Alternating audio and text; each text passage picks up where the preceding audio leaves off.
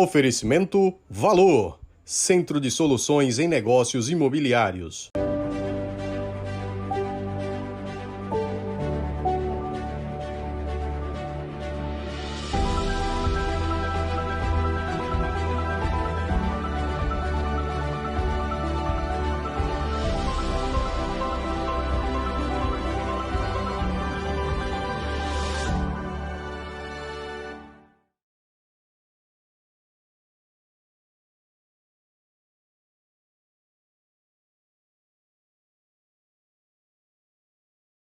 Olá, sejam muito bem-vindos a mais uma edição do podcast Regra de Três. Eu sou Nubem Bonfim, ao meu lado o jornalista Wilker Lima e o nosso convidado é o superintendente de comunicação do estado de Sergipe, radialista Givaldo Ricardo. Olá, Ricardo, tudo bem? Oi, tudo bem, boa tarde. Prazer estar com vocês aqui. Primeiramente, cumprimentá-lo, né? Você é cidadão aracajuano e cidadão sergipano. E eu estava lendo ali o seu relato, a entrevista que você concedeu, as pessoas perguntando como você se sentiu um alagoano que agora é abraçado por essa terra. Eu cheguei aqui muito garoto, então não só a minha formação intelectual, mas sobretudo a minha formação cidadã, a formação cultural, aconteceu toda em Sergipe. Eu cheguei aqui, eu tinha apenas 11 anos de idade, então toda a minha trajetória foi feita em Sergipe. Esses dois títulos eu tenho no meu currículo, é o que mais me orgulha, que é o que me legitima, né, pelas casas do povo do município de Aracaju e pela Casa do Estado de Sergipe, que é a Assembleia, a ser um sergipano como todos nós, né? Então isso me orgulha muito e foi fruto de trabalho. Eu tive esse reconhecimento no momento que eu assumi a direção da Fundação Aperipê, e naquele momento talvez eu tenha conseguido aproveitar a oportunidade curta que me foi dada como comunicador de assumir a Aperipê no momento de transição, no momento que a Aperipê passava pela mudança do analógico para digital, e eu ter compreendido que aquele era um momento importante e fui um dos responsáveis pela transformação do digital da Aperipê, que hoje a Aperipê hoje é HD. Também, no momento, havia uma dificuldade em relação ao grupo de funcionários que ali estava, e eu ter compreendido como funcionava como um deles, eu me sentia como um deles, e esse trabalho fez com que, no mesmo ano, eu recebesse os dois títulos. Eu passei 2 anos e meio à frente da Aperipê e foi esse período que fez com que eu tivesse esse reconhecimento de trabalho. Wilker. Isso muito nos orgulha, saber que tem um alagoano sergipano, né, aqui no meio de nós, competente, né, um currículo extraordinário. E seja bem-vindo ao Regra de Três, que é um programa aqui aberto para a sociedade conhecer mais quem é o jornalismo sergipano. E né? a regra de 3, assim como na matemática, né, a regra de 3 ela dá respostas. Isso. A regra de 3 ela consegue solução para todos os problemas. A gente consegue resolver com a regra de 3. Ô, Givaldo, veja bem, durante esse período da pandemia, muito se falou sobre protocolo sanitário, né? Cuidados que cada cidadão deve ter, o uso de máscara, a higienização pessoal, vacinas, mas também tem um componente que muitas vezes as pessoas esquecem, que é a informação. A informação verdadeira, a informação que ela é tratada e ela é levada ao público. Como foi, durante esse período da pandemia, lidar com o público levando a informação do governo? Alguns profissionais estiveram na berlinda agora durante a pandemia. A pandemia ela não passou, mas ela está vivendo um outro momento, é um momento mais leve do que foi no começo, mas alguns profissionais estiveram na berlinda. Entre esses profissionais, os profissionais de comunicação. Nós tivemos aí os profissionais de saúde, os profissionais de segurança pública, pessoal de vigilância sanitária, o Corpo de Bombeiros, Defesa Civil, muita gente que contribuiu com essa pandemia. Mas a comunicação ela teve na berlinda, porque a comunicação teve um grande desafio, que foi trabalhar com aquela chamada contra-informação. Como todos nós comunicadores, nós temos que ter um compromisso com a verdade. Isso. E você trabalhar com a verdade e você trabalhar com a indústria de mentiras que foi construída durante a pandemia foi muito difícil. Parte dessas mentiras eram mentiras oficiais, mentiras que tinham interesse ideológico e político, e parte das mentiras apenas reproduzidas pelas pessoas que estavam em busca de informação a qualquer custo. E aí tem a diferença de você ser mal informado, bem informado ou apenas informado. Então, como hoje as redes sociais, principalmente, têm um turbilhão de informação, o cidadão entra numa balança aí, ele entra numa contradição. Quando ele vai buscar informação, ele tem esses 3 tipos de situação. Ele pode ser mal informado, ele pode ser desinformado ou ele pode ser bem informado. E hoje o que tem mais é informação ruim, não é nem a desinformação. Se você pegar uma geração um pouco mais atrás, nós tínhamos problema de desinformação, que era a falta da informação. Isso. Hoje nós temos um turbilhão, uma cachoeira de informação e o cidadão não sabe direito como lidar com isso. E a nós, profissionais de comunicação, eu que gerenciei tudo isso desde o dia 14 de março de 2020, eu tinha o papel, o foco, a cabeça voltada para tentar levar informação de qualidade numa velocidade de tempo o maior possível.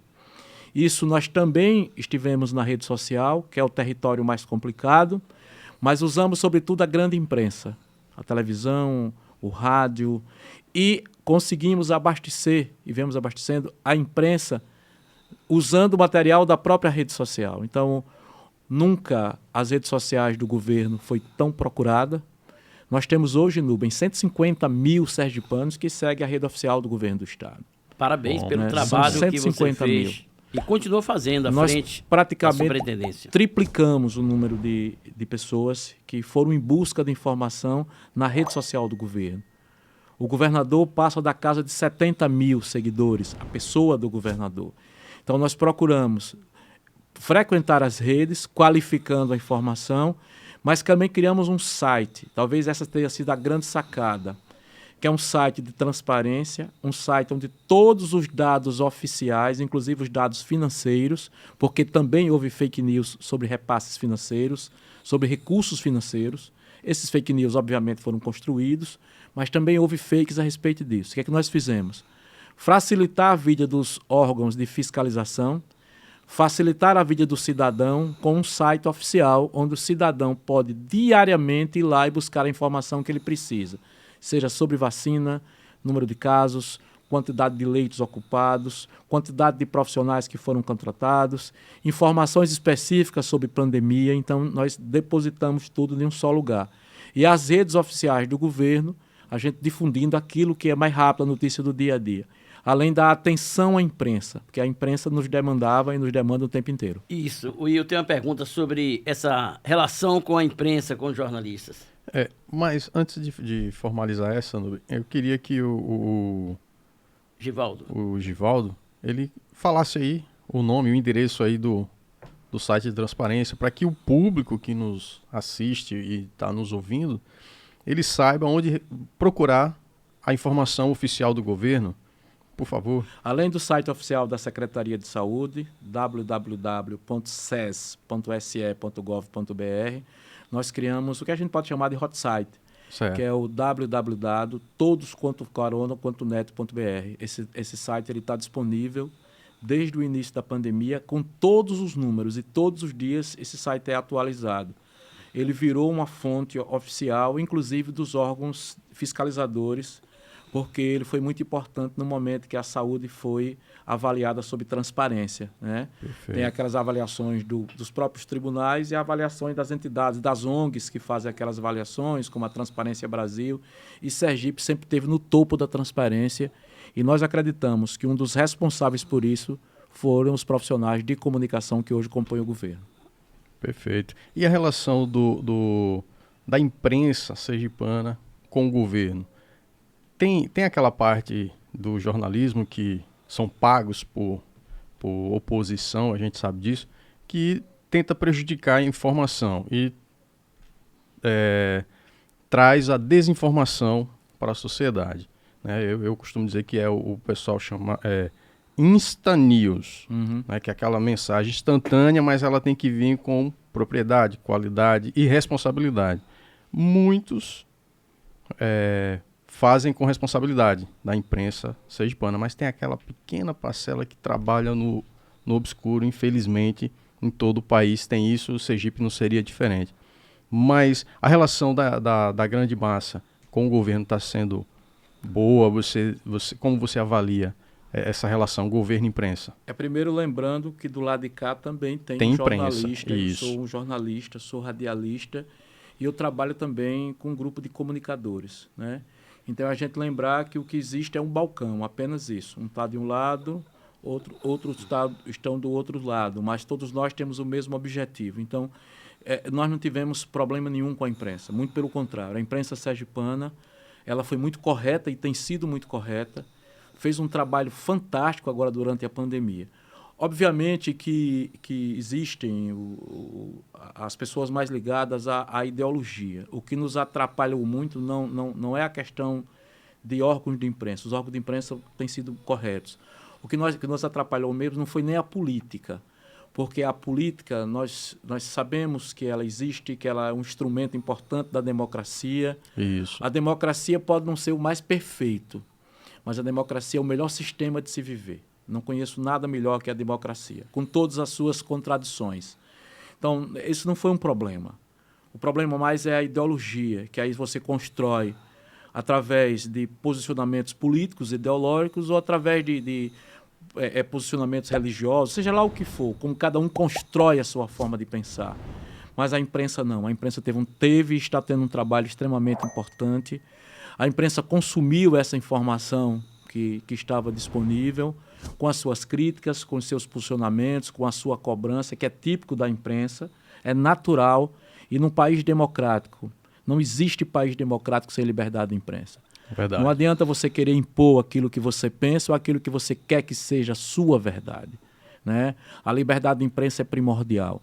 Um dos instrumentos das grandes ditaduras, todos eles, é a perseguição e a crítica à imprensa. As repúblicas das bananas que existem aí pelo mundo afora, a primeira coisa que se faz é desmerecer e desqualificar a imprensa. Então, para mim, imprensa livre, mesmo quando o trabalho que é feito, de alguma forma, não é aquilo que você imagina ou quando te contraria. Eu não posso ficar contrariado quando a gente recebe crítica, até mesmo não só do trabalho do gestor estadual, mas do nosso próprio trabalho. Sim. Eu tenho a consciência de que fui alçada a uma grande responsabilidade desde o dia 14 de março de 2020. Nunca fugi dela, mas sei quanto desgasta e quanto é importante manter a inteligência emocional, o equilíbrio e, sobretudo, não esquecer que eu também sou comunicador social. Para isso eu fui formado e estou temporariamente numa função governamental. Perfeito. Givaldo, a gente sabe que a informação salva vidas, Sim, né? sim. E esse papel importante desempenhado por vocês, sua equipe, né, no governo do estado, levou informações que muitas vezes evitou que pessoas fossem para um hospital que já estivesse com a capacidade toda ocupada e ele pudesse procurar um outro local. Você poderia relatar algumas situações como essa? O motivo do meu sorriso é porque eu dei entrevista por telefone quando eu estava de Covid. Eu falei de Covid-19 quando eu estava doente. E por questão de ética, de postura profissional, eu não relatei que ali estava falando uma testemunha de que sabia o que era a doença, né? A doença, ela começou sendo menosprezada. No primeiro momento, houve um menosprezo pelo tamanho do que seria, e depois as verdades foram se colocando, aos poucos foram se colocando a verdade. E nós trabalhamos com um conjunto de informações baseada em um comitê que nos acompanha até hoje. Sergipe manteve, Nubem, a coerência. O que Sergipe nunca perdeu foi a coerência. Desde o dia 14 de março, quando aconteceu o primeiro caso de Covid-19 em Sergipe, nós mantivemos a mesma postura. Nem fechamos tanto, nem abrimos tanto e conseguimos equilibrar, manter o equilíbrio entre cuidar da saúde das pessoas sem causar pânico, sem fechar tudo e nem abrir tudo, apenas mantendo o equilíbrio. E por isso que Sergipe hoje é uma referência nacional no que diz combate à Covid-19. Sergipe tem sido um dos primeiros estados brasileiros a recuperar a sua economia. Que era aquele grande dilema do começo, não sei se vocês se lembram. Sim. Que era, olha, vamos salvar as vidas e vamos quebrar todo mundo, ou vamos quebrar todo mundo, deixar todo mundo morrer. Lockdown. Sergipe nunca entrou nisso, certo? Sergipe nunca entrou nessa disputa entre saúde e economia. Sergipe sempre entendeu que salvar empregos, que salvar empresas era importante, mas que salvar vidas também era importante. Se você hierarquizar, salvar vidas é mais importante. Sim. Mas Sergipe nunca entrou nessa dicotomia, nessa discussão de quem deve ser salvo. Nós salvamos os dois. Sergipe tem uma perspectiva de PIB para 2022 4 vezes maior do que o PIB do Brasil. Sergipe foi o estado brasileiro que mais reduziu a pobreza, segundo o IBGE, vivendo dentro de uma pandemia. Sergipe foi o estado brasileiro que mais gerou emprego no mês de setembro dentro de uma pandemia. Sergipe está entre os estados brasileiros que mais investiu em economia dentro de uma pandemia. Então, este equilíbrio foi o grande segredo, de você qualificar a informação, de você encontrar uma forma, de você passar informação de qualidade. Olhe, se até tal sintoma, fique em casa. Depois de tal sintoma, procure atendimento médico. Se você sentir isso, faça isso. Se você faça o teste, depois de fazer o teste, se recolha, se isole. Depois que você for atestado positivo com a Covid-19, passe tantos dias em casa. Sabe por quê? Porque nós temos um comitê científico por trás disso. Essa informação da comunicação estava calçada em informação técnica científica. Não era da cabeça dos nossos comunicadores. Não houve achismo. Não houve achismo. Nunca houve achismo. No momento de maior enfrentamento da pandemia, que a sociedade começou a se dividir cada vez mais, nós sabíamos que cada decisão que se tomava tinha um efeito. Nós sabíamos disso. Cada decisão que se fazia tinha uma consequência. Mas as decisões precisavam ser tomadas. E estamos convictos que as decisões estavam corretas. E o resultado vem agora. A economia se recuperando, o emprego sendo gerado, o Estado transformando-se num canteiro de obras em plena uma pandemia e um dos estados que menos morreu pessoas por cada 100 mil habitantes. Tem uma referência de público cada 100 mil habitantes. Sergipe está entre os estados brasileiros onde menos se morreu. Economizamos tempo, espaço e quando investimos em energia solar, economizamos dinheiro. Utilizando uma fonte de energia limpa, o sistema de energia solar inteligente é seguro e gera uma economia de até 90% na sua conta, com um aliado que se renova a cada manhã, o Sol. Colabore com o planeta e o orçamento da sua casa ou empresa. Ligue 3256-6085 e conheça todas as vantagens. M Solar, utilizando o Sol a seu favor.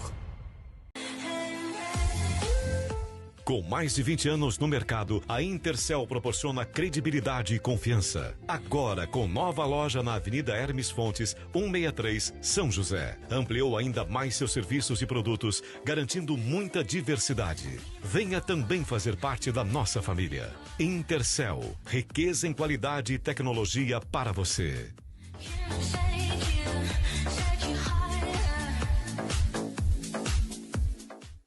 Sobre a questão ainda da desinformação, Sim.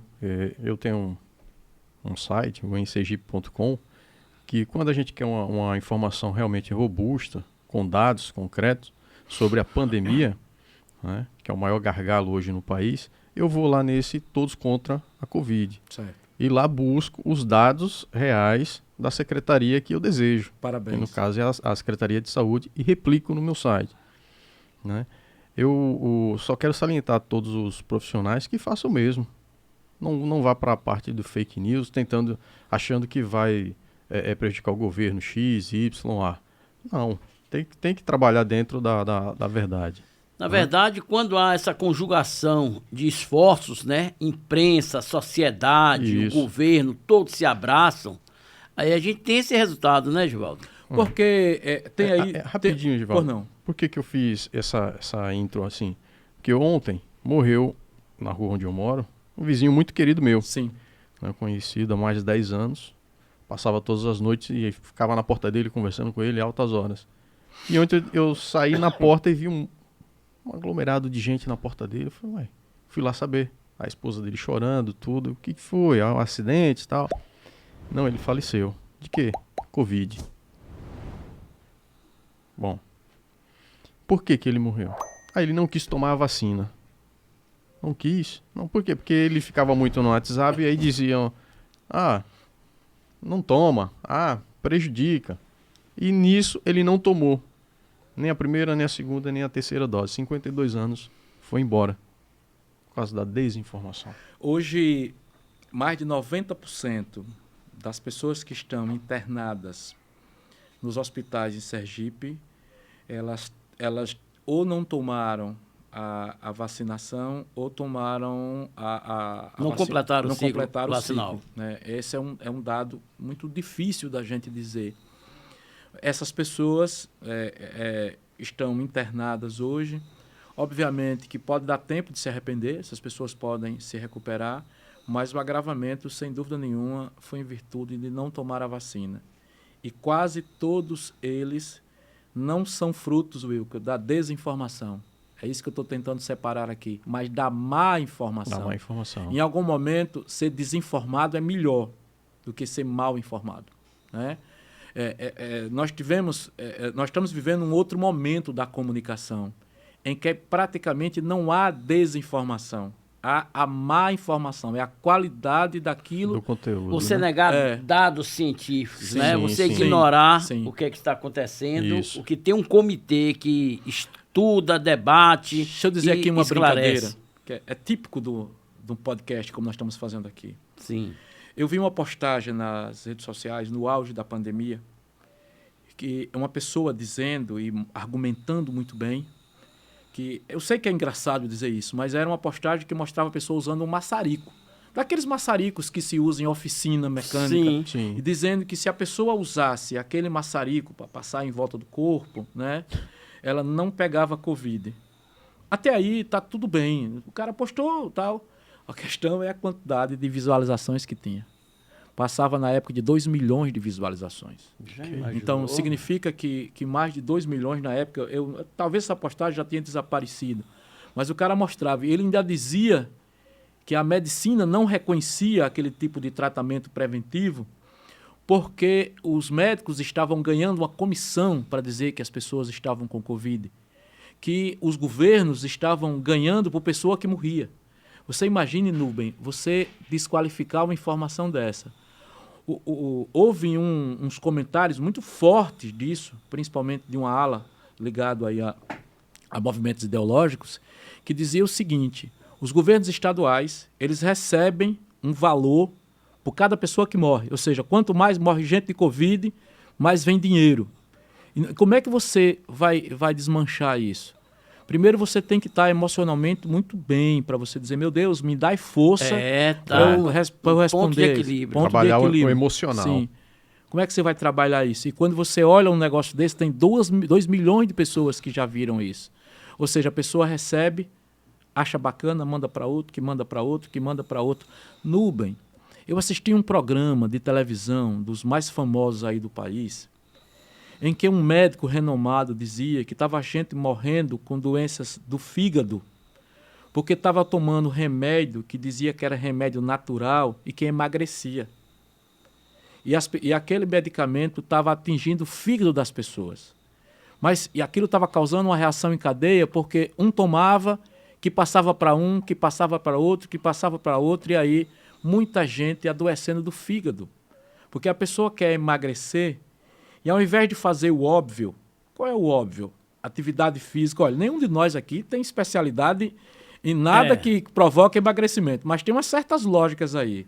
Se você comer menos e com mais qualidade, e você se movimentar mais, você pode ter como consequência o emagrecimento. Por exemplo, eu como pouco açúcar, ando muito. Aí... Mas as pessoas, às vezes, querem soluções mais fáceis do que isso. E aí a internet disponibiliza essas informações assim, mais rápidas. Estou dando esse exemplo para te mostrar que na pandemia não tem sido diferente. Certo? Sim. A pandemia, às vezes a pessoa... eu vi postagens tipo o seguinte, olha, agora que nós estamos vivendo o ápice da vacinação. O cara dizer que quem toma vacina tem 50 vezes, por exemplo, mais facilidade de ter um ataque cardíaco, certo? Aí ninguém acredita. Aí sabe como é que o cara crava uma verdade dessa? Alguém que tinha um problema de coração, por acaso teve um ataque cardíaco e estava vacinado. O cara diz, olha aí, ó. Foi a vacina. Foi a vacina. Aí. Então o cara nada a ver, né? vai amarrando uma teia de mentiras É. que termina fazendo com que a sociedade, Wilker, tenha essa desqualificação naquilo que recebe de informação. O grande desafio não é de quem faz, como eu, comunicação pública, não, mas é de todo comunicador. O grande desafio é trabalhar contra esse arsenal de mentiras que hoje se espalha. Deixa eu te dizer aqui outra brincadeira. Essa semana, um companheiro meu me mandou uma matéria jornalística. Sim. Dizendo o seguinte, Givaldo, isso aqui procede? Sabe o que é que dizia? Que eu tinha dito que a partir de quarta-feira haveria um fechamento de tais setores, tais setores, tais setores. Digo, mas eu não disse isso. Aí fui olhar. Sabe de quando é a matéria? Sim. De 2020. Quando a gente deu coletiva dizendo que naquele momento ia precisar restringir isso, isso e isso, porque os leitos de UTI estavam explodindo, etc. A pessoa pegou, começou a espalhar de 2020. Aí o que acontece? Nós estamos acostumados a pegar a matéria e só ler a manchete. Isso. Quem lesse a manchete acreditaria e já passa para outro. Diz, olha, cara, o Givaldo Ricardo acabou de anunciar que a partir de tal dia começam novamente a fechar isso, ou seja... Que absurdo. Então, até esse tipo de situação.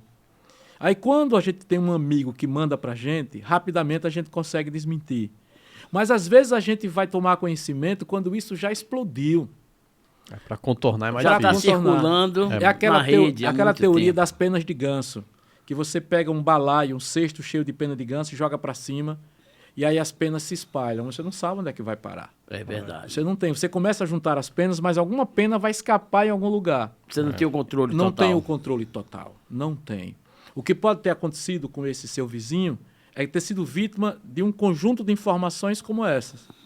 Tem uma vida, um jovem de 52 anos, deixou-se influenciar. Eu vou dizer aqui um dado a vocês. E rapidão, você tocou novamente no nome dele, e ele falou que não era para a esposa e os 2 filhos menores não tomar.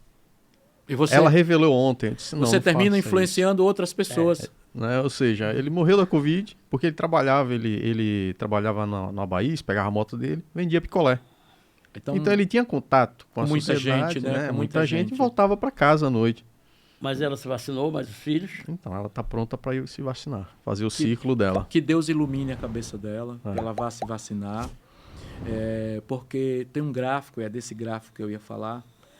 Eu estou acompanhando isso, Nubem, desde o dia 14 de março. Eu estou repetindo isso toda hora para dizer que não foi ontem. Nós temos uma vivência já com isso. Nós estamos partindo para o 3º ano já de pandemia. Então, esse conjunto de informação sempre foi muito difícil de lidar com ele. Muito complexo de você lidar com essa situação. Porque tem algum momento que bate o desespero. A loucura é tão grande que bate o desespero. Qual é a nossa sorte? Como a gente tem uma rede de amigos, de pessoas que acreditam na gente, tem hora que a informação chega rápido. O cara pega, printa e manda. Mas olha, tá saindo essa notícia, e aí? E aí, às vezes, dá tempo. Você correr atrás do prejuízo. E, às vezes, não dá tempo. Quando você vai acompanhar, o efeito já é muito grande. E também nós temos um sistema que monitora. Nós temos um sistema de monitoramento. A comunicação moderna hoje também exige que você monitore as coisas. Isso. Givaldo, nós estamos num momento onde os pais estão levando seus filhos, na faixa de entre 5 e 11 anos, para se vacinar.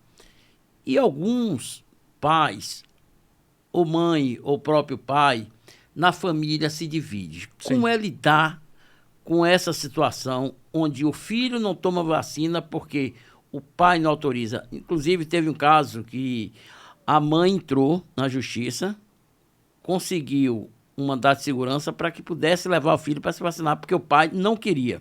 Olha, essa talvez seja uma das coisas mais difíceis, porque a gente está lidando com crianças. E os responsáveis pelas crianças são os pais, né?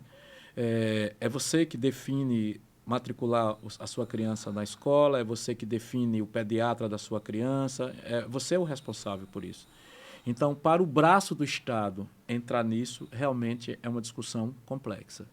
O que a gente tem que trabalhar é com informação, o que a gente trabalhar é com disponibilidade de vacina, comunicação constante, conscientizando as pessoas que é necessário essa vacinação.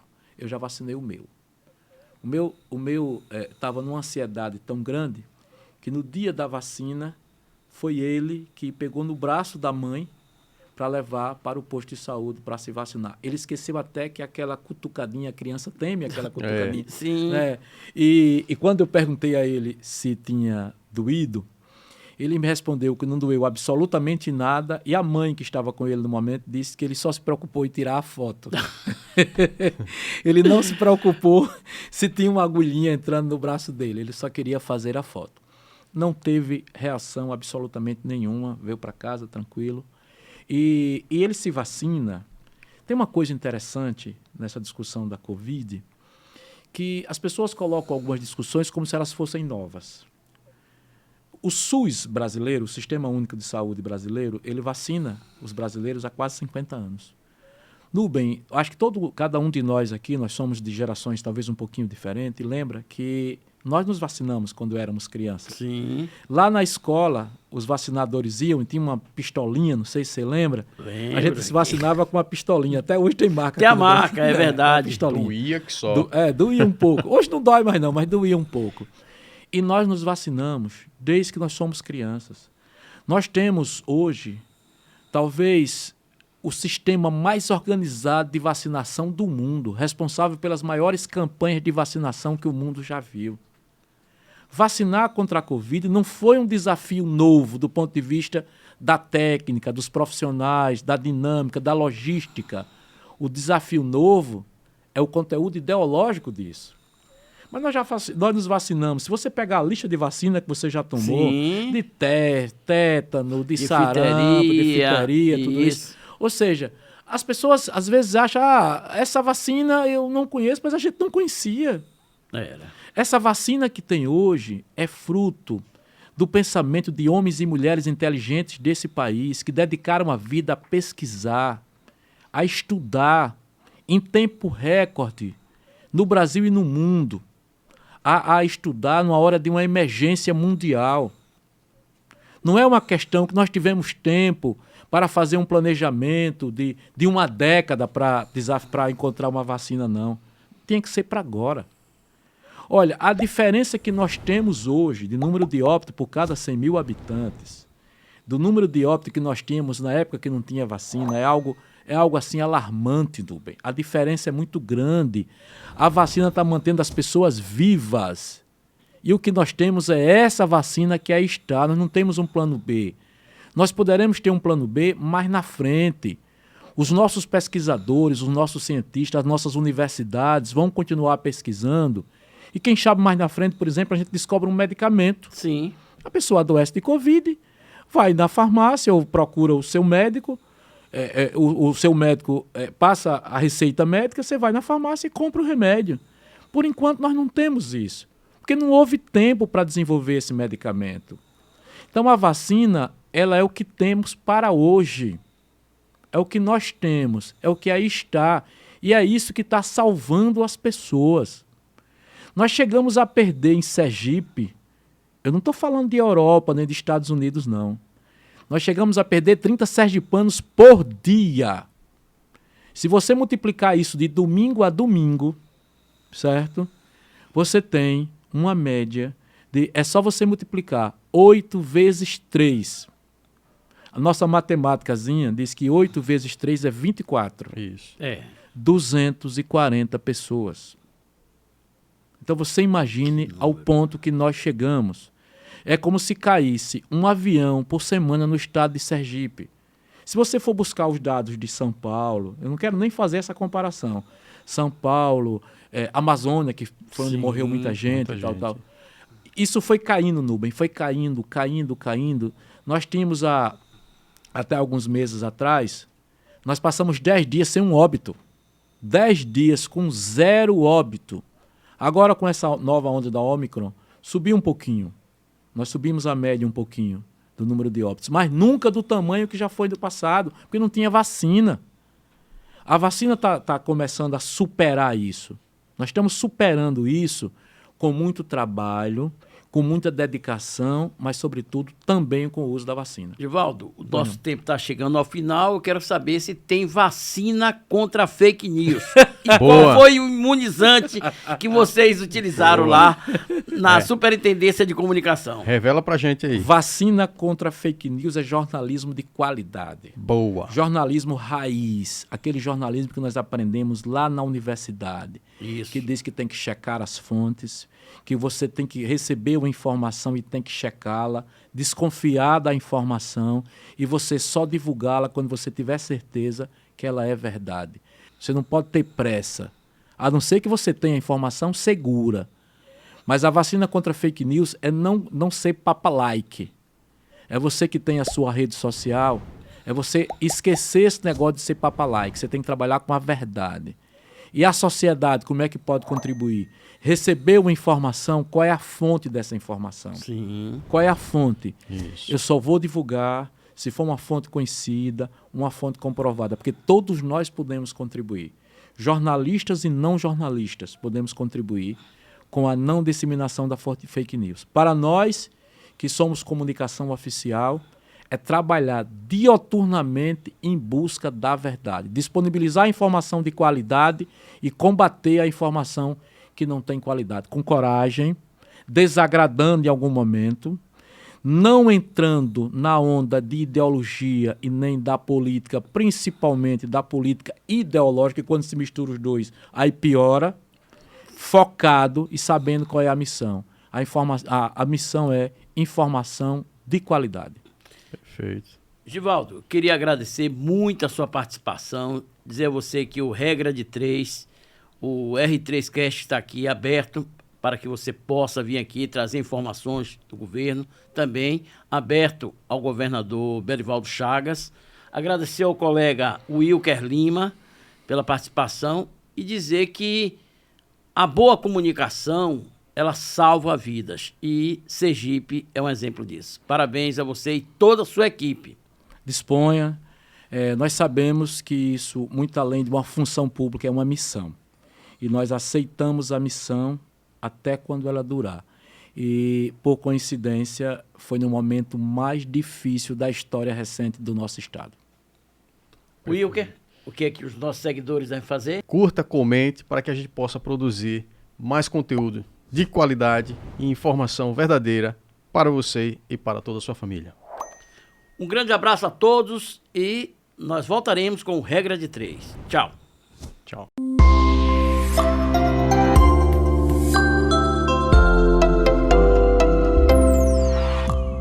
Oferecimento Valor, Centro de Soluções em Negócios Imobiliários.